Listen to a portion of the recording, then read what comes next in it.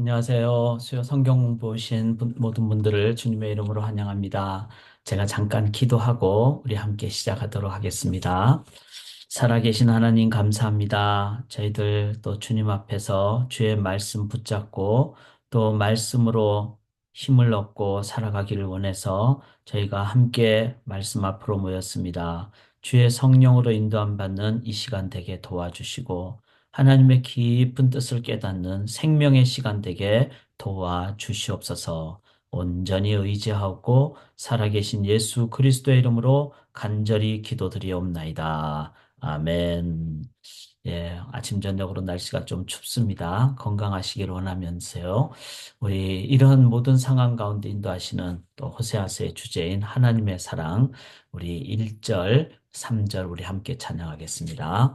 그 크신 하나님의 사랑 말로 다 형용 못하네.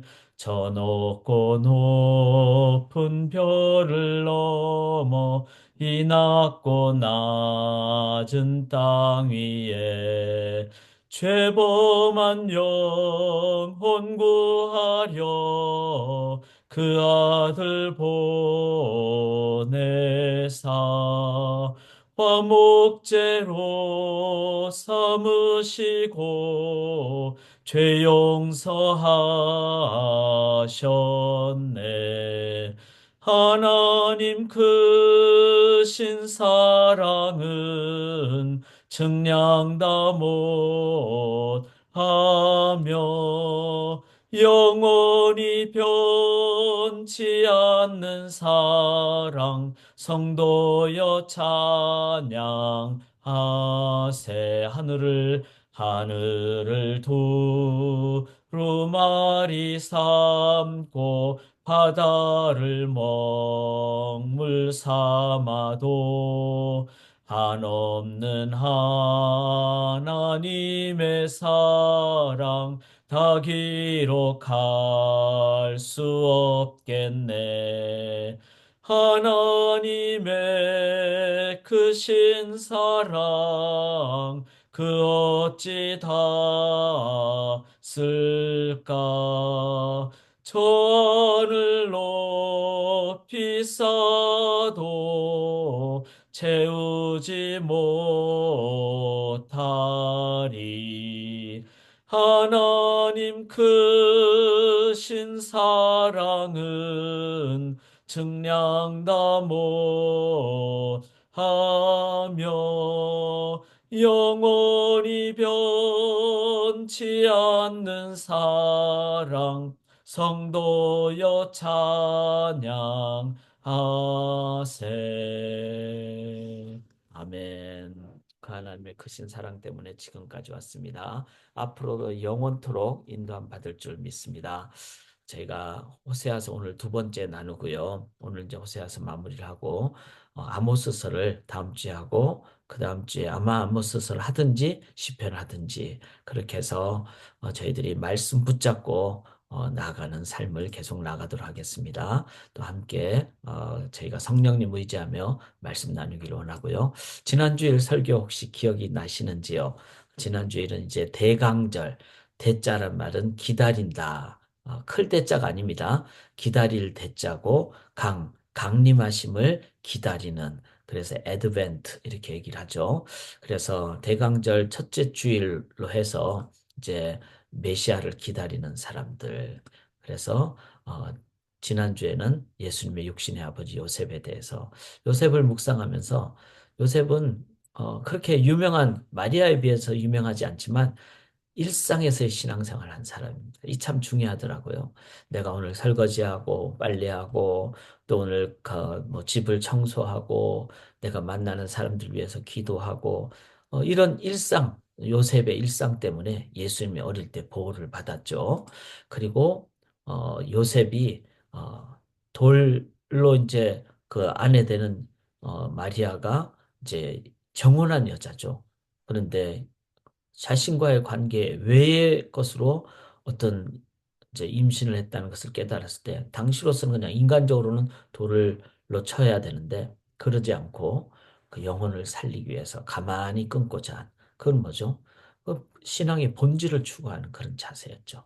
우리는 따져서 사람을 막 힘들게 하고 이게 아니라 따지는 이유는 살리기 위함이다.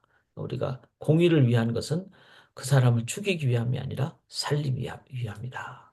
이런 본질을 늘 기억을 하는. 그래서 내가 이렇게 수요 성경 공부하는 것도 그렇고 매일 뭐 말씀 묵상하는 것도 그렇고 또 내가 어떤 직장 생활하는 것도 무엇을 하든지 이것의 본질이 무엇일까? 이거를 생각할 때 율법주의에 빠지지 않고 율법의 완성으로 나아가게 된다는 것이죠. 요셉은 그것의 대표적인 인물이었습니다. 뿐만 아니라 성령으로 잉태되었다는 것을 깨닫고 그리고 이분이 아기가 바로 우리와 함께하는 우리를 구원해 주실 분이시다. 그래서 역사를 뒤바꾸는 그 일에 아주 요셉은 순종을 했죠. 그래서 마리아를 데리고 왔죠. 만약에 마리아를 안 데리고 오면은 마리아가 정말 사회적으로 매장당할 수도 있고 그래 데리고 오고 그다음에 아기를 낳을 때까지는 육체적인 관계를 갖지 않는 그런 요셉의 자세를 가짐으로써 이 땅에 오신 구원자 하나님의 거룩성을 잘 갖도록 그리고 나중에 아기가 태어난 다음에 이름을 뭐라고 짓죠? 요셉이 짓는 걸로 그렇게 표현이 되죠. 예수라라. 예수의 뜻이 뭡니까? 오늘 저희가 함께 나누는 호세아서와 비슷하죠.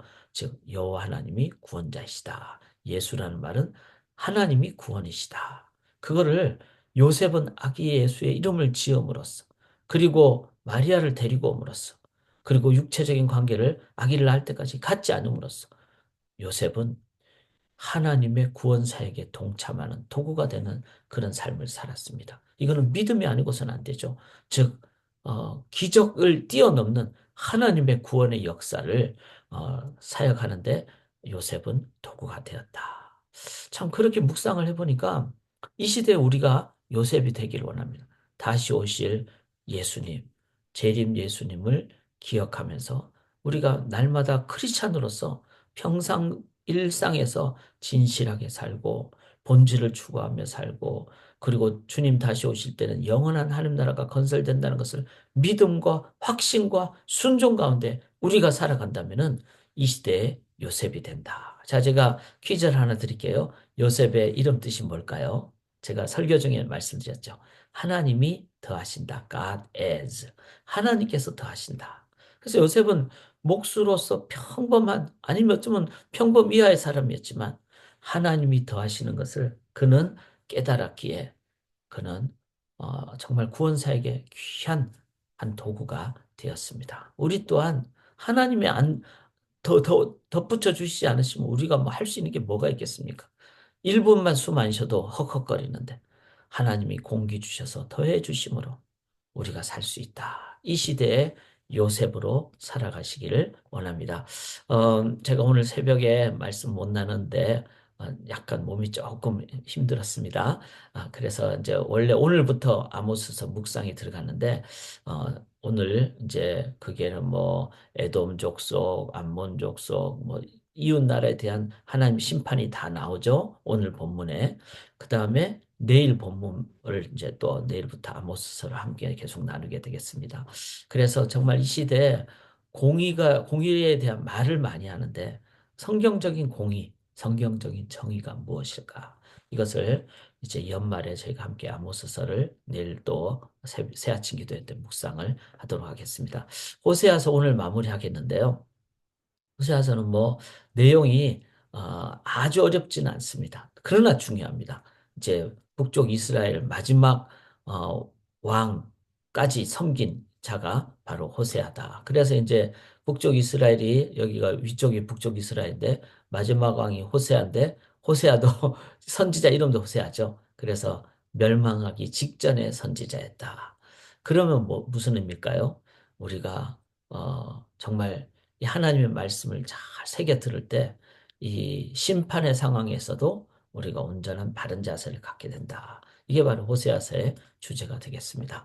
그래서 마지막 시기를 예언했다. 이거를 기억하며 저희 또한 이 시대의 호세아가 되기를 원합니다. 호세아서는 14장으로 돼 있고 오늘 14장을 한번 중요한 부분을 함께 나눠보도록 하겠습니다. 그래서 요 표를 한번 제가 이제 새 아침 기도에 때도 나누는데요. 이 표도 뭐 이렇게 저희가 이해하기에 도움이 됩니다. 그래서 앞에 보면은 관계, 거룩, 공의, 사랑. 그래서 결국 호세아서의 마지막 결론은 뭘까요? 사랑이다. 사랑이다. 그래서 회복을 약속하신다. 이걸 기억하면서 우리가 이 호세아서 말씀을 나누기로 합니다. 그래서 호세아서는 어, 부- 이제 우리가 구약에 보면은 막 무서운 하나님이 심판하나님 나오는데 구약의 이 어메이징 러브, 하나님의 놀라운 사랑, 이거를 우리가 깨달을 때 우리는 고멜과 같이 정말 창기와 같은 자잖아요. 그런데 도망가고 값주고 사고 그렇게 해서 데려오고 또 사랑해주고 그 하나님의 사랑, 어메이징 러브, 구약 에도 이 하나님의 어메이징 러브가 있다는 것. 우리가 이거를 기억하면서 이제 오늘 호세아서 함께 저희가 나누도록 하겠습니다. 말씀 강독을 저희가 함께 하시는데 한번 성경을 펼치시고 오늘 본문의 중요한 내용들을 호세아서를 한번 쭉 이렇게 수요일에 함께 하셔서 감사드리고 어, 호세아서 14장을 한번 저랑 같이 나누도록 하겠습니다. 지난주에 나눴지만 호세아서 1장을 한번 펴보시면요. 1장 2절에 음란한 여자. 그 우리를 가르친다는 걸 꼭 기억하시면서 우리가 하나님 앞에서 이 하나님의 사랑을 깨닫지 못하면은 우리는 계속 이제 철없는 사람이 되는 거죠. 그래서 집 나가고 배반하고 이렇게 되는 거죠.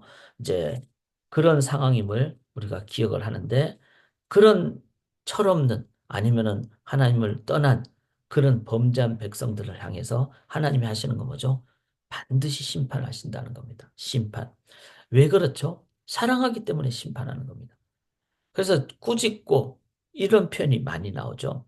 그리고 호세아서에 이 꾸짖는다는 표현이 이제 고멜과 결혼해서 낳은 자녀 이름 속에서 타나죠 자녀 세 명이 뭐죠? 아들, 첫째 아들 이스르엘, 둘째 아들이 로루하마, 둘째 딸이죠. 로루하마, 셋째가 뭐죠? 로암미. 그래서 이제 이스르엘이란 말은 흩어버린다. 그래서 심판을 얘기하죠. 잘못하면 흩어버린다. 그 다음에 로루하마, 긍휼을 베풀지 않는다. 그래서 로라는 말은 안 한다라는 말이니까 긍휼을 베풀지 않는다. 즉 하나님은 심판하신다는 거예요. 세 번째 로암미, 내 백성이 아니다 이런 의미죠. 그런데 이 심판은 무엇을 위한 심판입니까? 회복을 위한 심판이에요. 그러니까 우리가 기억을 해야 될 게 심판도 하나님이 주시지만 하나님 심판을 주시는 것은 진정한 깨달음을 통한 회복을 위함입니다. 그래서 대충 심판하면은 어떻게 될까요? 대충 회복이 되니까 이 신앙생활이 문제가 되는 거죠. 그래서 신앙생활이 힘이 없는 거죠. 진짜 신앙생활은 강력한 겁니다. 그건 왜 그렇죠? 참된 심판을 깨달을 때, 그리고 진정한 회복이 일어난다는 거죠. 그래서, 어, 호세아서의 주제는 진정한 회복이에요. 그 하나님과 진정한 회복은 뭐죠? 관계죠. 관계. 여기서 참 중요한 게 있어요. 그래서 호세아가 참 좋습니다. 우리는 진정한 회복 그러면 내가 천국 가고 뭐 영원히 살고 이 땅에서 병이 없고 뭐 이런 식으로 생각하는데 그거는 이제 좋은 것이지만 더 좋은 게 있어요. 비교할 수 없는. 그 뭐죠? 하나님 자신입니다. 하나님 자신과 저희들이 진정한 관계가 될 때 우리들은 아니 하나님이 나의 전부가 되면은 우리가 뭐 부족한 게 뭐가 있겠어요? 다 가질 수가 있죠. 그런데 하나님 자신이 아니라 하나님의 주신 무엇이라면은 그거는 그거 먹고 우리들이 하나님과 관계를 잃어버리면은 진짜 불쌍한 자가 되는 거죠. 그리고 자칫 잘못하면 기복신앙이 되고 그게 바로 또 다른 하나님과 돈을 겸하여 섬기는 것이 되는. 그러나 하나님과의 관계가 중심이 되면은 진짜 파워풀해집니다.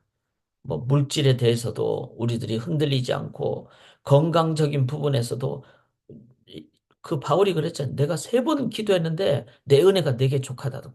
그렇게 건강에 회복이 안 되는 한이 있더라도 하나님의 은혜로 깨달음을 갖게 되는 거죠.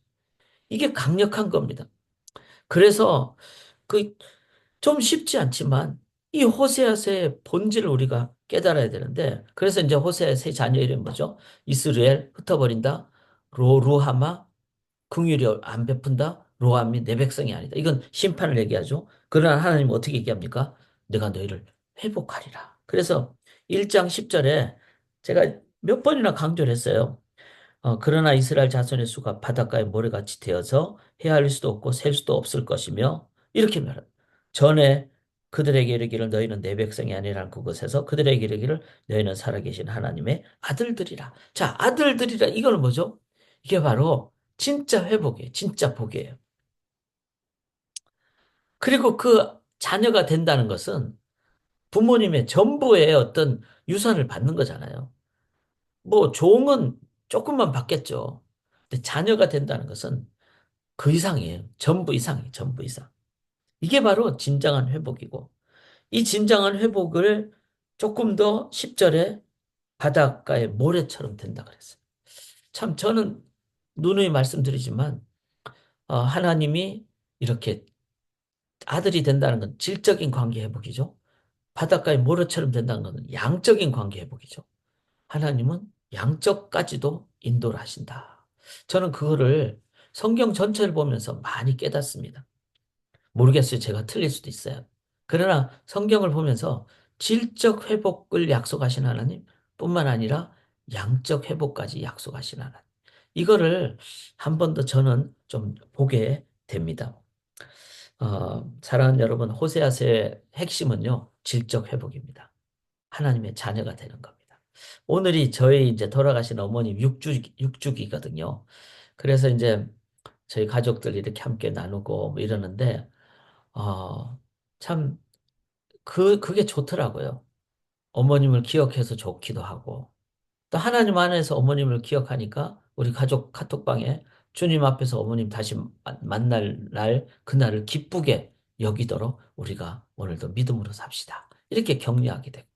그러면서 더 깨닫는 거는 뭐 살아생전에 저희 어머님이 모든 걸 다 주셨죠. 정말 뭐 사람인지라 부족함이 있으시죠. 그러나 그 안에서 최선을 다해서 다 주시는. 그런데 하물며 우리 하늘의 아버지께서 우리 위해서 하나님은 완벽하시고 그리고 다 주시지 않겠어요? 이게 호세아서예요. 이 하나님을 깨닫는 것.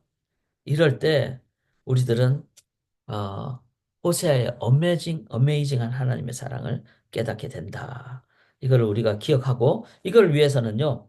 우리가 심판, 로루하마, 로암미, 긍휼이 없다.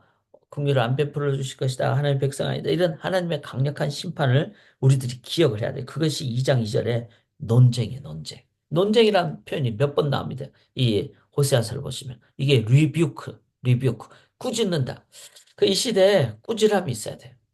그래서 신앙생활을 우리들이 잘 못할 때 우리들은 괜찮다 이게 아니라 정말 철저한 꾸지람, 이 돌아봄 이거를 우리가 가져야 됩니다. 이거를 그 다음에 하나님 뭐라 그러죠? 2장 9절에 내 곡식을 그것이 이걸 계절에 도로 찾으며 그리고 물질을 우리에게 빼앗아가는 심판을 주신다는 거예요. 그래서 그게 어떤 경우는 병이 될 수도 있고 어떤 경우는 뭐 물질이 될 수도 있고 어떤 경우는 우리의 어떤 가장 가까운 자가 될 수도 있고 빼앗아 가신다는 거죠.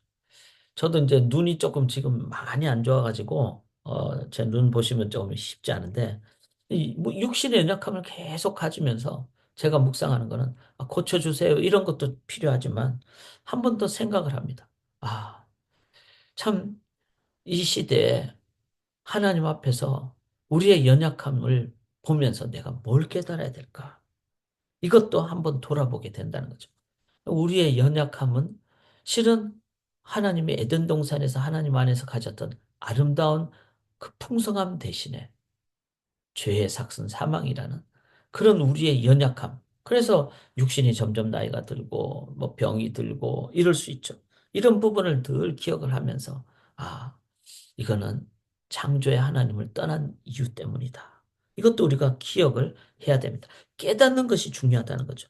그리고는 이 구절에 보면은 어, 내 양털과 네 삶을 빼앗으리라. 하나님이 이제 우리의 가지고 있는 것을 빼앗을 가는.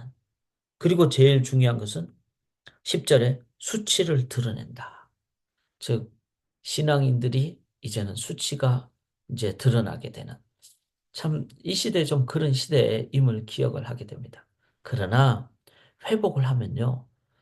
진짜 이 시대에 참다운 소망을 주게 됩니다. 그래서 우리가 철저한 심판과 철저한 회복을 해야 된다는 거죠. 11절에 보면은 희락과 절개와 월삭과 안식과 모든 명절을 폐하겠고. 그래서 어 이제 어느 경우는 예배를 드려도 형식적인 예배가 되고.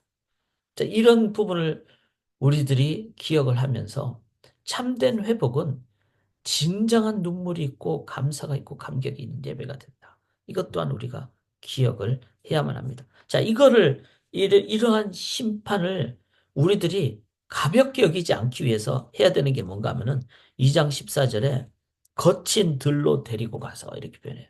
거친 들은 광야를 얘기하죠. 광야는요, 묵상의 곳입니다. 뭐 다른 게 없잖아요. 그러니까 하나님만 바라봐야 되는 거죠. 묵상의 곳이. 그래서 오늘 이 시대에 말씀 묵상, 돌아보는 시간, 회개의 시간, 예수님의 겟세마네 동산의 기도, 이스라엘 백성들의 40일 광야, 그것이 모자라서 40년 광야 생활, 그리고 모세가 양들을 치면서 40년 동안 그렇게 그 호렙산 거기에서 떨기나무를 보는 그 상황. 이런 묵상이 이 호세아서에 계속 나옵니다. 그러니까 제가 오늘 호세아서를 쭉 같이 나누면서 심판, 회복, 철저한 심판, 철저한 회복. 그거를 위해서는 철저한 묵상이 필요하다. 이것 또한 중요합니다.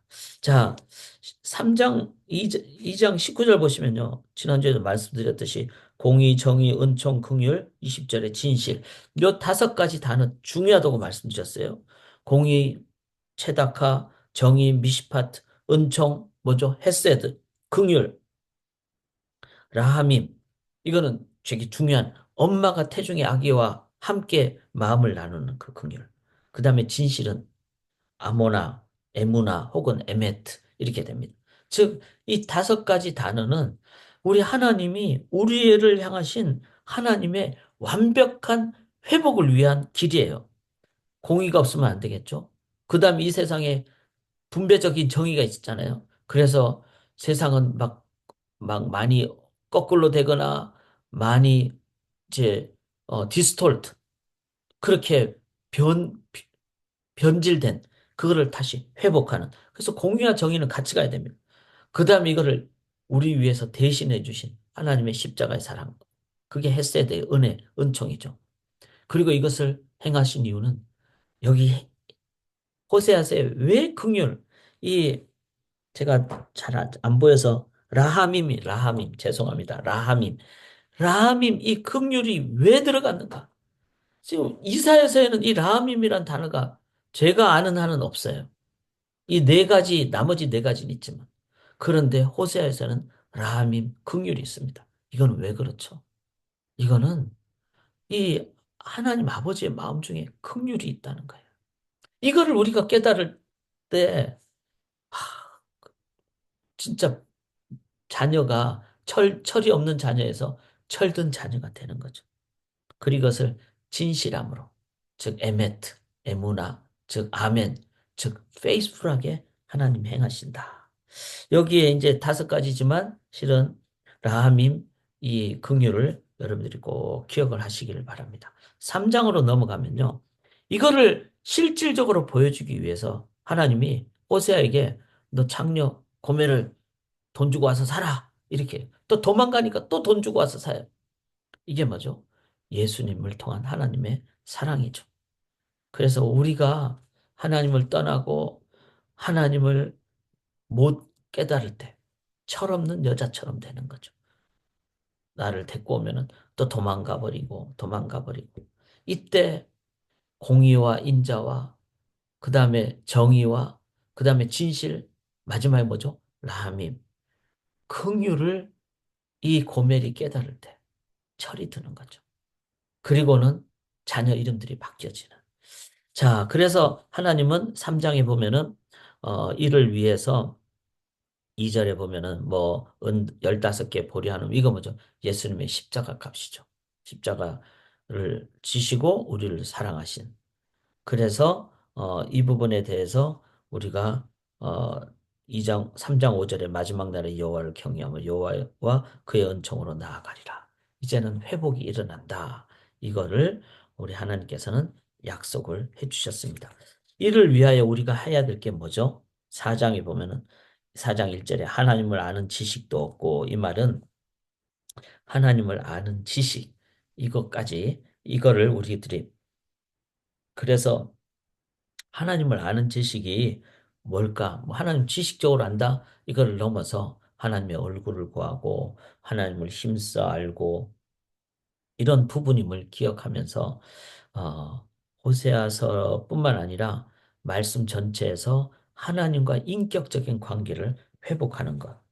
자, 뭐, 제가 호세아서를 이제 강독을 하면서 어떤 부분은 조금 이해가 안 가는 부분은 도와드리고도 싶어요. 예를 들면 4장 3절에 들짐승 공중에 나는 새 세잔할 것이요. 그러니까 하나님과의 관계가 끊어지면 인간이 자연을 착취합니다. 그리고 자연이 문제가 생겨요. 그래서 여기 들짐승 다 세잔한다 이랬잖아요. 그러니까 자연이 문제가 되는 것은 인간이 자연을 다스리도록 했는데 잘 못 다스리니까 세잔에 진다. 요즘 얼마나 그런 게 많습니까? 뭐 플라스틱 때문에 뭐 바다가 막 망가지고 이런 거. 이런 것도 그러면 그걸 자연 보호 차원에서 우리가 일을 더 해야 되겠죠. 그리고 더 중요한 거는 이게 이게 창조 신학이라 그래요. 회복 신학. 하나님과의 관계가 회복이 되면은 그 하나님과의 관계 회복된 것으로 창조 때 명령하신 부분을 우리가 다시 회복하는. 그래서 자연을 다시 다스리는. 이렇게 순서적으로 돼야지 되지. 그렇지 않고 인본주의로 그냥 자연을 해야 되겠다. 그러면은 인간 마음속에는 참 그게 부족한 거예요. 내가 그냥 한다고 뭐가 되겠어. 이렇게 돼버리는. 먹고 사는 동안에만 나만 잘 먹고 잘 살지. 이래 돼버리는. 죄성이 있기 때문에. 자, 그래서 우리가 예수 믿는 사람들이 이런 자연 보호에 대해서도 책임감이 있어야 되고 이걸 하는 거는 하나님과의 관계가 먼저 될 때 근본적인 우리의 삶의 다스림을 회복을 하게 된다. 여기 4장 4절에 보면 네 백성들이 제사장과 다투는 자처럼 되었다. 여기 제사장은 좋은 제사장이 아니고 타락한 제사장을 얘기합니다. 그다음에 여기 5절에 너와 함께 있는 선지자는 밤에 넘어지라. 여기 선지자는 거짓 선지자를 얘기합니다. 그러니까 그런 건 성경을 주석을 좀 보시면서 이해를 해야지 해석이 제대로 된다. 이 말은 뭐죠? 말씀을 제대로 이해하거나 나누지 못하는 거짓 제사장, 거짓 선지자. 이런 존재 때문에 문제가 된다는 거죠. 그래서 신학교 문제도 중요합니다. 그리고 목회자 문제도 중요합니다. 물론 목회자가 완벽할 수 없습니다. 그러나 목회자든지 신학교든지 정말 진지하게 이 목회자들의 그 어떤 애티튜드, 자격, 해야 될 어떤 자세 이런 부분을 저희들이 이런 성경을 보면서 정확하게 다시 한번 더 해야 되고 기도해 주셔야 됩니다. 자, 4장 6절에 보면 내 백성이 지식이 없으므로 이 지식은 그냥 머리로 하는 지식이 아니라 이 성경에 대한 올바른 이해. 그거는 뭐죠? 철저한 심판이다. 그리고 철저한 회복이다. 그 회복은 관계 회복이다. 관계 회복은 질적인 회복이고 그 질적인 회복은 결국은 양적인 회복까지 될 수 있다. 이거를 기억해야 됩니다. 그런데 그 하나님을 잊어버린 상태에서 이 4장 7절에 그들은 번성할수록 내게 범죄. 이것도 중요한 선지자의 경고죠.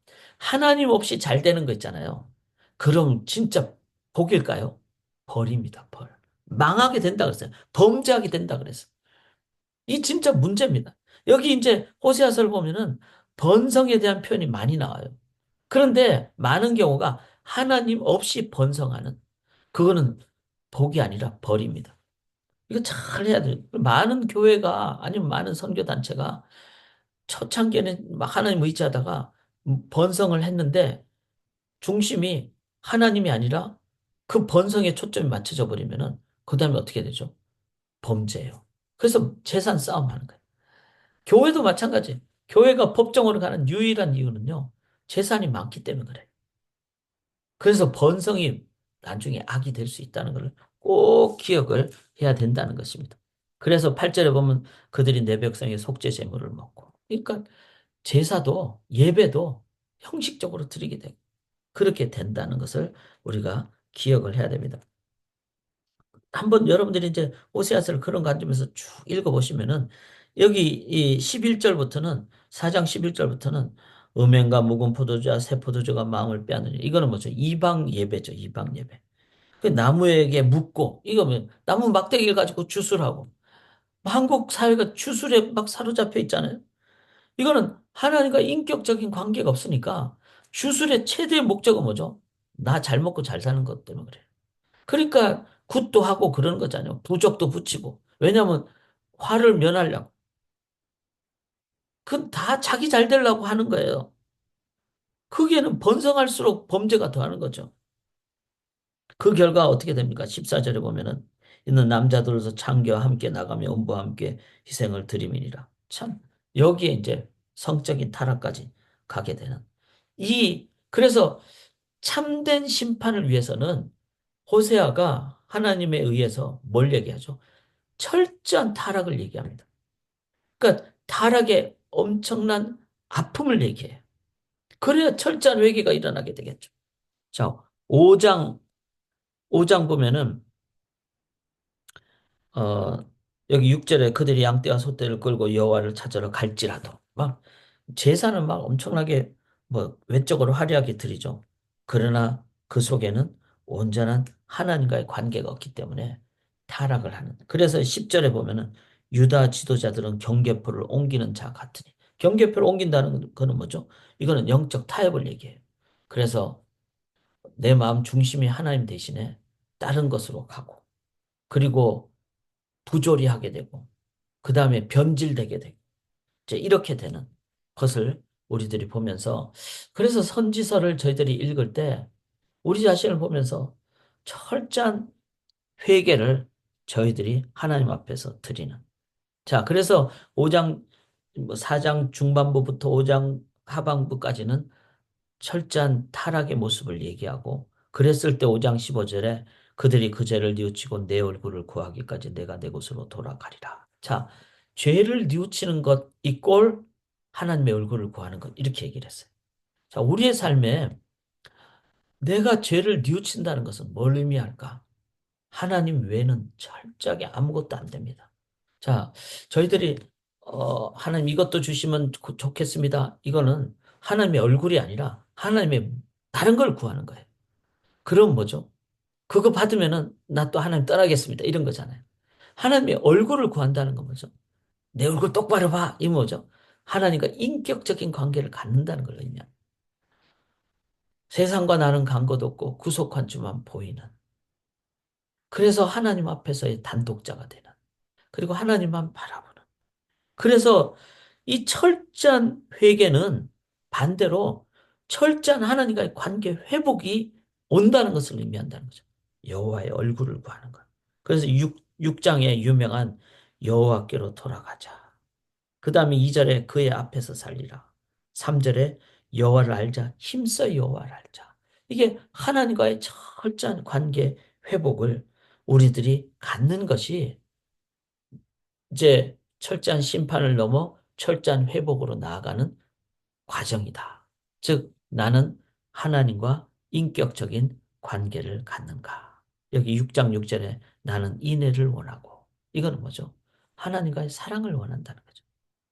그랬을 때 번제보다 하나님을 아는 것을 원하노라. 하나님이 정말 원하시는 것은 우리가 하나님을 향하는 마음이라는 겁니다. 참, 사람과의 관계도 마찬가지예요. 마음과 마음이 통하면은 그게 제일 중요하죠. 그러면은 어, 정말 위하게 되고 긍휼 함께 아파하게 되고 이렇게 되는 거죠. 자, 7장으로 우리 한번 넘어가 보도록 하겠습니다. 7장은 이제 구체적인 치유의 과정인데 7장 1절에 보면은 악이 드러나도다 이랬죠. 그러니까 악을 철저하게 그래서 여기 7장 4절에 간음하는 자 같다, 달궈진 화덕과 같다 이건 뭐죠?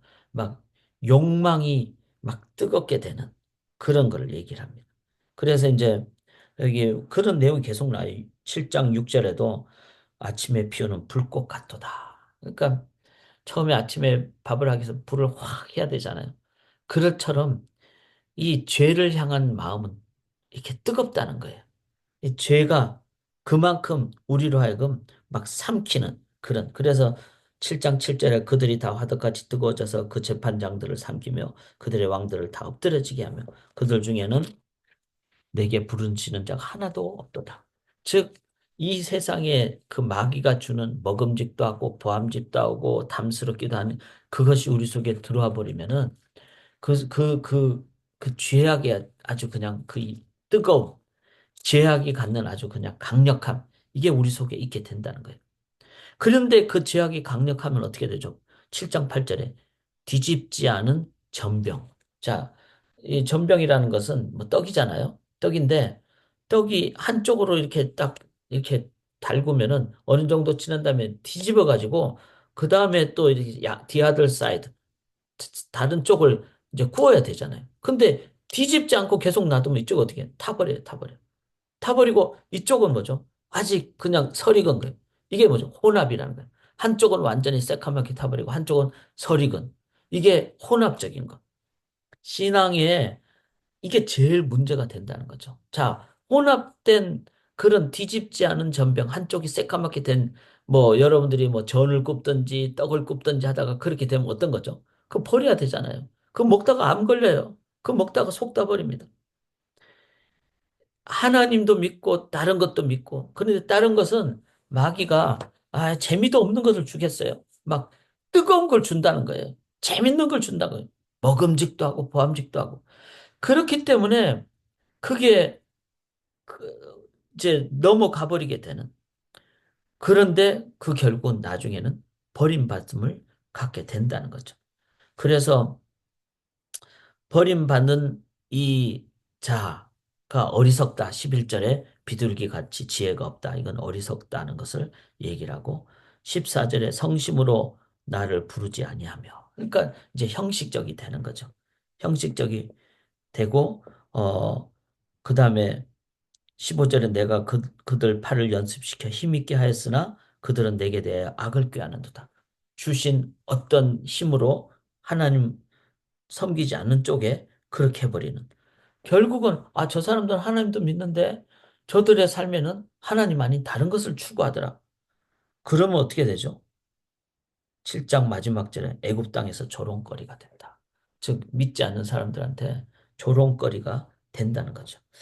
자, 이 과정을 얘기하죠. 뒤집지 않은 전병이라는 것은 이쪽도 섬기고 이쪽도 섬겼을 때 갖게 되는 그 결과가 결국은 버림받고 조롱받는다라는 것을 기억을 해야 된다는 거죠. 그랬을 때 8장 1절에 나팔을 내 입에 댈지어다. 이 말은 뭐죠? 바로 선지자의 이런 그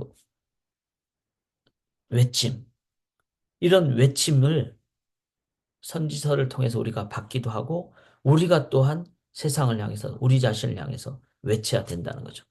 이렇게 외쳐야 되는 거는 왜 그런가 하면은 여기 4절에 보면은 우상을 만들었나니 결국은 파멸되고 말리라.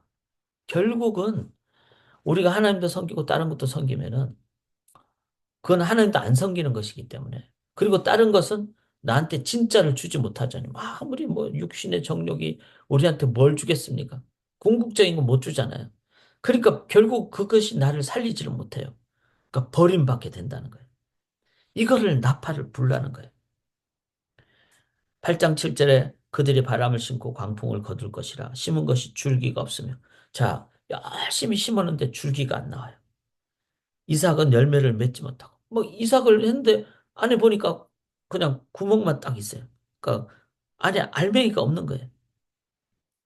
이러면은 얼마나 삶이 허무하겠습니까? 실은 예수님 없는 삶이 그렇지 않아요. 않지 않습니까? 열심히 살았는데 나중에 뭐 정말 과하게 표현해서 나는 열심히 평생을 살았는데 죽을 때 이제 내 삶에 이걸로 내가 없어진다. 이러면은 그 정도밖에 의미밖에 없는 거예요. 그런데 영원에 비해서 눈꼽만큼도 안 되는 내 삶에 의미를 둔다는 건 너무나 허무하고 잘못된 거 아닙니까? 그러니까 알맹이 없는 이삭 껍데기가 된다는 거예요. 우리가 신앙생활 하는 이유가 정말 열매를 위한, 영원한 열매를 위한 거잖아요. 참, 이런 본문을 보면서 솔직하게 믿지 않는 사람들과 우리가 한번 나눠보기를 원합니다. 당신의 삶은 진짜 열매가 있는가? 그 열매가 내가 80, 90 사는 동안에 나는 열심히 살았고, 그래도 나쁜 짓 안 하고 살았고, 그게 진짜 열매일까? 물론 그만큼의 그것도 하지 못한 사람도 너무 많죠. 중요한 열매입니다. 그러나 영원한 삶에 비하면은 그 눈곱만큼도 안 되는 그 착한 삶, 열심히 산 삶, 그나마 진짜 착하게 살았나요? 그 속에는 연약함도 있고, 남 모르는 죄악도 있고, 이런 삶이 과연 의미가 있을까요? 안 믿고 이 세상을 떠나는 것이 진정한 의미가 있을까요? 성경을 볼 때 저는 그렇지 않다고 생각합니다. 그럼 이 말은 막 우리가 막 교만하게 막 나는 잘 살았어 이렇게 할 수는 없잖아요. 우리도 하나님의 헤세드, 은혜로 구원받았기 때문에. 그래서 신앙인의 가장 중요한 자세는 겸손함입니다. 겸손함을 가지고 우리 주위에 있는 사람들을 향해서 이 본문을 가지고 당신의 삶은 정말 열매를 맺는 그런 삶인가요? 혹시 껍데기 이삭밖에 되지 않습니까? 이렇게 한번 나눠야 된다는 겁니다. 자, 중요한 거는 8절에 이스라엘은 이미 삼켜졌다. 이스라엘은 이미 심판을 받았는데 즐겨 쓰지 아니하는 그릇처럼 됐다는 거예요. 그러니까 토기장이가 버려버리는, 너는 실패자기하고 버려버리는 그런 그릇. 이거는 하나님 앞에서 우리 자신이 먼저 철저한 심판을 넘은 회복을 우리들이 할 때 우리들이 이제 다른 사람들 향해서 바르게 나간다는 겁니다. 자, 이거를 위해서 하나님이 말씀해 주시는 길이 있어요. 길. 그게 뭐죠? 나팔을 부는. 즉 이거를 8장 12절에 내가 그를 위하여 내 율법을 만 가지로 기록하였다. 만 가지로 기록. 즉 하나님의 말씀만이 우리를 찔러 쪼개고 관절과 골수 그다음에 내 영혼을 찔러 쪼개서 소성케 한다는 거죠. 하나님의 말씀만이 우리로 하여금 진짜 심판, 진짜 회복으로 나가게 한다. 이거를 우리가 기억을 해야 됩니다. 9장을 보죠. 자, 이제 제가 이렇게 하면서 금방 마칠 수가 있는 게 이게 반복이 돼요. 그러니까 철저한 심판, 말씀을 통한 그다음에 철저한 회개. 그래서 이제 9장에도 진지한 심판을 얘기를 하죠. 그래서 이스라엘아 1절에 너는 이방 사람처럼 기뻐 뛰놀지 말라. 이방은 이제 원래 하나님을 떠난 족속의 의미를 가지니까 심판을 얘기하죠. 그리고는 이 심판을 14절에 뭐라 그럽니까? 여호와여 그들에게 주셔서 무엇을 주시려 하나니까 아이 베지 못하는 태와 젖없는 유방을 주시옵소서. 자, 심판이 철저하다는 것을 이렇게 표현해요. 아이 베지 못하는 태. 당시로서는 아기를 갖지 못하면은 철저한 심판의 저주의 모습이었어요. 그리고 농경사회와 목축사회니까 자녀를 많이 낳아야지 가문이 이제 번성할 수 있는데 자녀가 없으면 안 되는 거잖아요. 그 다음에 젖없는 애를 낳았어요. 애기를 먹일 수가 없는 거예요. 젖이 안 나오기 때문에. 이것만큼 처절한 상황이 없죠. 그래서 9장에는 철저한 심판을 얘기하는 거예요. 심판의 무서움. 그래서 이게 선지자들이 이렇게 반복해서 말하는 이유는 뭐죠? 그만큼 심판이 무섭다는 걸 얘기한다는 거죠. 17절 보세요. 그들이 듣지 아니하므로 내 하나님이 그들을 버리시니니 그들이 여러 나라 가운데서 떠도는 자가 되리라. 이스라엘이 막 디아스포라로 떠돌게 됐죠. 어쩌면 교회가 지금 막 떠도는 거예요. 가나안 안 나가 교인들이 300만 명이 된다고 합니다. 한국에. 지금 한국 교회가 옛날에는 뭐 800만, 1000만까지 갔고 지금은 500만도 안 돼요. 그런데 300만 명이 안 나가 교인들이에요. 교인들이 막 떠도는 거예요. 떠도는 거. 그들의 잘못일 수도 있지만 뭐 누구의 잘못이에요? 교회가 철저한 하나님과의 회복이 안 되기 때문에 그랬다. 자, 10장으로 넘어갑시다. 이 철저한 심판의 또 다른 모습을 얘기하는데 그건 뭘 얘기하죠? 10장 2절에 그들이 두 마음을 품었다 그랬어요. 이거는 우상을 얘기하잖아요. 두 마음이라는 것은. 두 마음은 제일 나쁜 거예요. 하나님도 섬기고 물질도 섬긴다. 그러면 하나님도 안 섬기는 거죠. 그 다음에 물질을 섬기는 거는 물질 우리를 구원 안 해주니까 우리가 나중에 버림받게 돼요. 그러니까 다 망하는 거예요. 두 마음이라는 건 다 망하는 거예요. 이거를 뭘로 표현한가 하면 10장 7절에 사마리아 왕은 물 위에 있는, 자, 사마리아는 북쪽을 가리켜 북쪽 이스라엘, 물 위에 있는 거품같이 멸망할 것이다. 거품. 자, 우리 교회에도 거품이 있는지 살펴봐야 돼요. 뭐 여러 가지가 있을 거라고 생각을 해요. 우리가 그동안 가져온 뭐 우리의 교만, 아니면은 우리가 뭐 하나님 외에 다른 것을 의지했던 뭐 좋은 건물, 우리 건물도 아니지만 실은 그것도 거품이 될 수 있어요.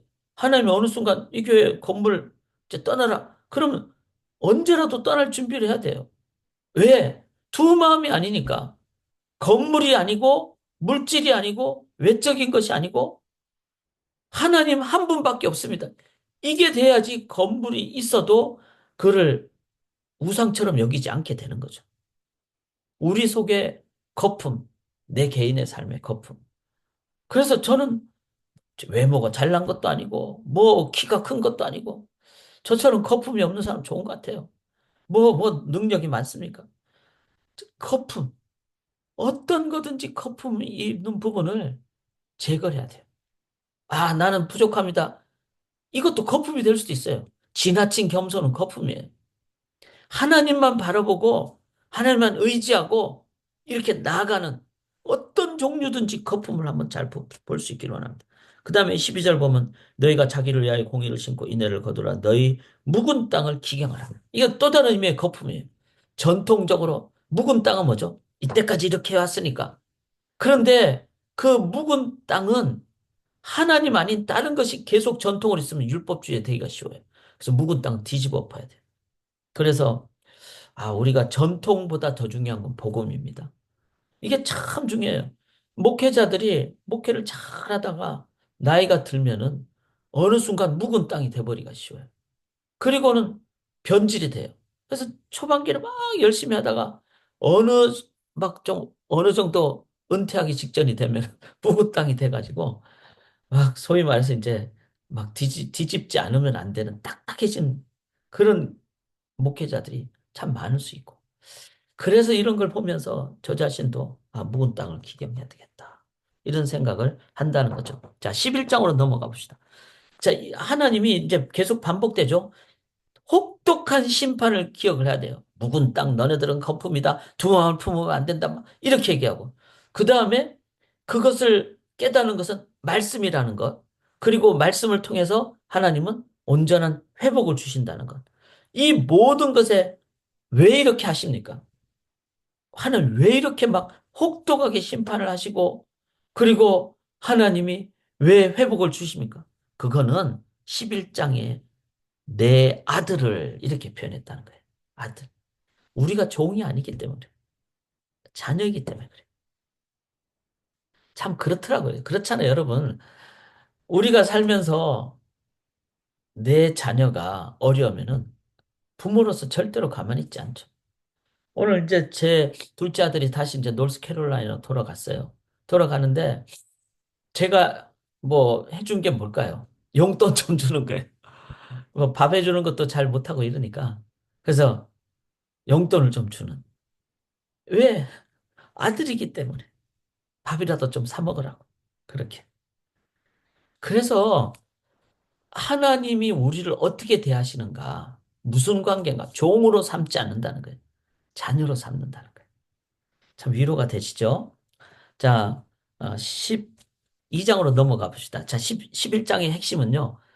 진실한 관계라는 겁니다. 12장은 이거를 자, 회- 심판, 그 다음에 말씀, 그 다음에 회복, 그 다음에 나는 너희를 종이라 안 그러고 아들이라 그러고 자녀라 그런다.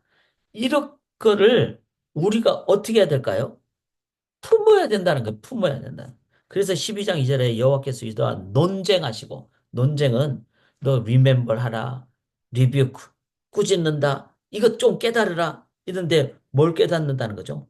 12장 9절에 하반부에 중반부에 내가 너로 다시 장막에 거주하기를 명절날에 하던 것 같게 하리라. 이게 참 중요합니다.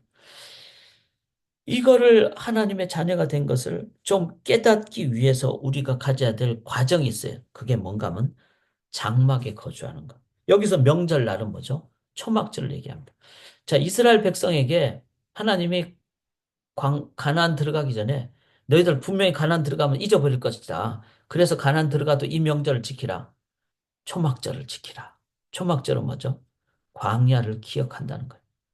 광야에 물도 없지만 물도 주시고 먹을 것도 없지만 만나를 주시고 이거를 초막절에 다시 한 번 더 그 기간 동안에 기억을 한다는 거죠. 이 장막에 거주하는 것은 장막절, 초막절을 얘기하는 것입니다.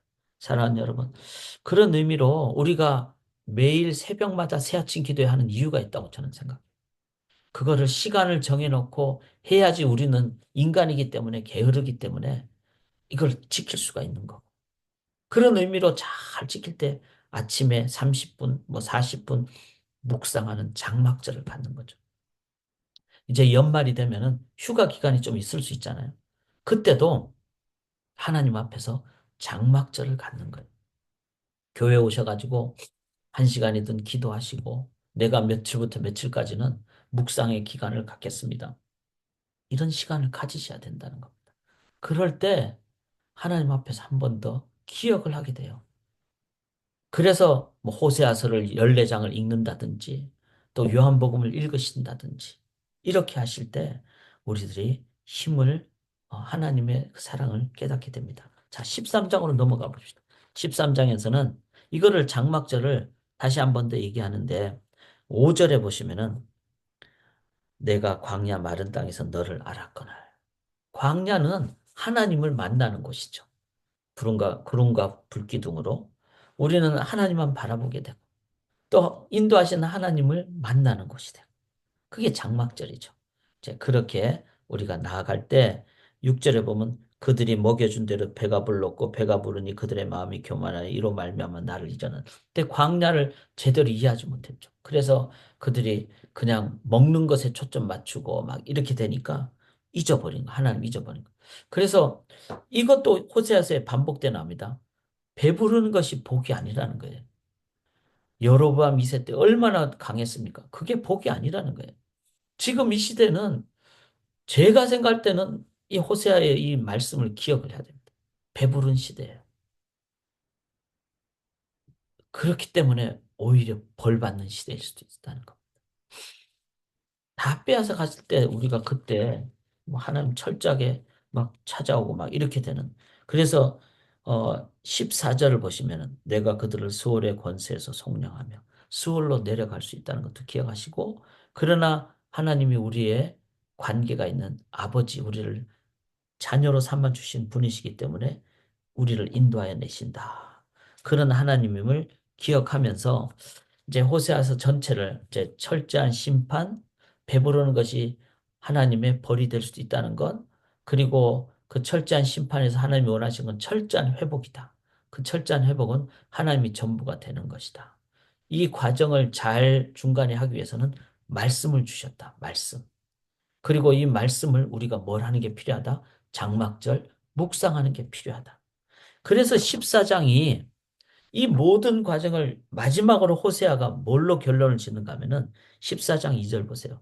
너는 말씀을 가지고 여호와께 돌아와서 이렇게 얘기하고 그다음에 9절에 마지막 9절에 중반부에 여호와의 도는 정직하니 의인은 그 길로 다니거니와 이렇게 얘기를 해요. 자, 이게 정말로 중요한 겁니다. 여호와의 도는 정직하다. 너는 말씀을 가지고 여호와께 돌아오라. 이 말씀을 하시면서 그 말씀을 가지고 정직한 말씀을 가지고 돌아온 자는 그 길로 다니게 된다. 즉 하나님의 말씀대로 순종하게 된다. 그럼 뭐죠? 이제 온전한 회복이 된다는 거죠. 말씀을 붙잡는 삶. 여기서 이 말씀을 붙잡는 삶을 제가 새아침 기도회 때 호세아서 마지막 하면서 뭐라고 표현했습니까? 청종이라고 표현했어요. 청종. 제가 이제 요거를 이렇게 정리를 한번 해볼게요. 호세아서 말씀 강독을 저희가 나눴고요. 호세아서 정리를 저희가 하는데 자, 1장은 경고를 했어요. 그래서 경고는 심판을 얘기하죠. 그 심판은 무서운 겁니다. 그러나 심판은 하나님이 회복이 있다는 거예요. 그리고 그 회복은 역사 속에서도 범죄하고 회복을 하시는 그래서 메시아를 오시게 하시고 이거는 국가, 민족, 사회 속에서도 함께 한다는 것도 기억을 해야 돼요. 그래서 이 사회가 엉망이 되는 것은 실은 교회 책임이고 영적 지도자의 책임입니다. 이걸 기억해야 됩니다. 그리고 이걸 반복해서 하나님은 강력한 심판을 얘기해요. 그 심판의 그 목적은 뭔가 하면은 하나님과의 관계 회복. 관계 회복은 하나님의 무엇이 아니라 하나님의 전부, 즉 하나님의 얼굴을 구하는 것. 이를 위해서는 여호와를 힘써 알고 하나님과 인격적인 관계 회복이 필요하다. 한 번 더 반복하죠. 심판은 철저하다. 그 심판. 그리고 회복은 하나님의 온전한 회복이고 그 회복은 진지한 심판에 대한 이해를 했을 때, 우상의 허무함을 이해를 했을 때, 우리는 하나님과의 관계를 통한 하나님의 회복을 갖는다. 그리고 12장에 그걸 위해서는 묵상이 필요하고, 결국 하나님은 우리를 구원하실 것이다. 자, 여기서 중요한 것은 이 모든 것에 하나님의 마음을 깨달을 때, 아, 하나님은 내가 배신해서 떠나고 음행할 때 값을 치러서 사시고 데리고 오시는구나. 예수님의 핏값으로 돌아오시는구나. 우리를 회복시켜 주시는구나. 이 하나님의 마음을 깨달을 때 비록 뭐죠? 철든다 그러죠. 철든다. 철이 들면은 그 다음에 어떻게 됩니까? 내가 무서워서 순종하지 않는다는 거예요. 관계가 있으니까 순종한다는 거예요. 그래서 그 관계가 있을 때 하나님이 말씀하시는 것을 듣고 우리들은 따르는 것. 이거를 청종, 히브리어로 샤마라 그럽니다. 샤마. 이거를 뭐라고 설명을 했습니까? 무서워서 하는 거는 맹종이고 복종이잖아요. 그거는 올바른 회복이 아닙니다. 올바른 회복은 관계. 아, 내가 이렇게 배신하고 내가 떠났는데도 돈 주고 나를 사서 다시 아내 자리로 회복시켜 주는구나. 고멜이 그걸 깨닫게 됐을 때. 이제는 남편이 말하면은 그냥 말하는 걸 따지지 않고 말씀하시는 대로 그대로 순종하는. 이건 뭐죠? 관계가 있으면 순종하는 거예요. 이게 바로 어, 하나님을 깨달은 백성들이 갖는 순종입니다. 예를 들면 뭐 그런 예를 들어서 좀 죄송했지만 제가 아내와의 관계가 이제 결혼했을 때 얼마나 뜨거웠겠어요. 근데 결혼한 다음에 임신을 했을 때 아내가 이제 뭐든지 먹고 싶다고 그래서 시카고 사역하다가 이제 미시간으로 벌써 고속버스를 타고 고속도로를 30분을 운전해서 왔어요. 근데 아내가 갑자기 막 임신할 때니까 그 로렌스 거리에 있는 고려당에 있는 꽈배기 그 꽈배기 과자 있잖아요. 꽈배기 빵. 그게 먹고 싶다. 그랬을 때 제가 어떻게 했을까요? 그 얘기를 듣는 순간, 어휴, 내 30분이 왔는데 기름값이 아까워. 이러지 않았어요. 그냥 차를 금방, 그냥 그 다음 엑시트에 돌려가지고 다시 시카고 가서 로렌스 가서 꽈배기를 제 아내를 위해서 줬어요. 이거는 뭐죠? 관계가 있기 때문에 그렇다는 거예요. 관계가 있으면, 아유, 30분, 1시간 피곤할 텐데, 뭐 이런 계산을 안 한다는 거예요. 관계가 있으면은 따지지 않고 그냥 즉각 순종하는 겁니다. 이게 바로 호세아서의 핵심이에요. 이게 청종의 의미입니다. 관계는 기쁨이죠. 내가 친구 간에도 내가 너한테 나 이거 필요해 이럴 때 안 따지고 그냥 주는 그게 친구잖아요. 부부 간에도 그렇게 되면 행복한 관계잖아요. 교회도 마찬가지예요. 성도님들과의 관계에서 이렇게 합시다 했을 때 안 따지고 그냥 탁 하게 되면 그게 진짜 교회의 공동체의 기쁨이에요. 물론 인간적인 관계는 연약함도 있고 부족함도 있고 그렇죠. 그런데 하나님과의 관계가 그렇게 될 때, 그런 관계가 되면은 하나님 말씀하십시오. 제가 그대로 듣겠습니다. 자, 호세아서를 보면서 저는 이 하나님의 마음을 깨닫고 하나님과의 관계를 회복하고 그런 성도들의 삶이 하나님과의 관계가 회복되면 내 하나님을 내 마음과 뜻과 몸을 다하여 정성껏 사랑할 때 이웃을 내 몸처럼 사랑하게 되는 우리의 공동체 관계가 회복이 되는 우리 소망교회가 그런 교회가 되기를 원합니다. 청종의 의미를 깨닫는 우리 호세아서 되기를 원합니다. 제가 마무리 기도하고 여러분 한 10분 정도 하나님을 하나님과의 관계로 한번 묵상하시는 시간을 좀 가져보시기를 원합니다. 하나님, 우리를 정말로 사랑하신 하나님, 그 하나님의 마음을 깨닫기를 원합니다. 하나님 사랑합니다. 감사드리며 예수 그리스도의 이름으로 감사드리며 기도드리옵나이다. 아멘.